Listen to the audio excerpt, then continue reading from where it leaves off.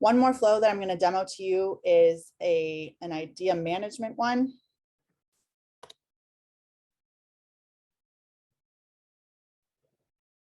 So this is also an answer anytime. So ideas are not like, hey, on Friday, everybody tell me your ideas. This can be when anybody has an idea, they can come to this flow and contribute an idea for people within your assembly to see. So we use this at Assembly. We use this. It's really great. Our engineers contribute ideas. Our sales team contributes ideas. And then as a product team, we field those ideas and we even implement some of them.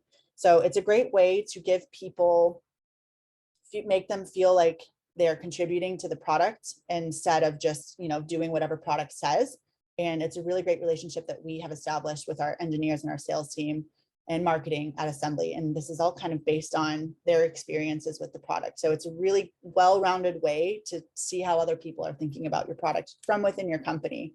I think some of the best ideas can come from within. So I'm a big fan of this one.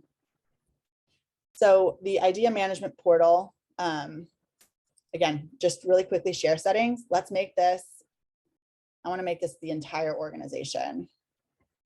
And I want to make the viewers the entire organization. I want this to be a really open, company-wide thing. You can also, again, select departments and stuff. Responses are not anonymous. You can change that whenever you want. And if I want to edit the questions, again, you go into the editor. Here's the content. What's the name of the idea? Describe the idea. Who is it for? What differentiates it from what already exists? Why would someone use this again and again? So just some questions.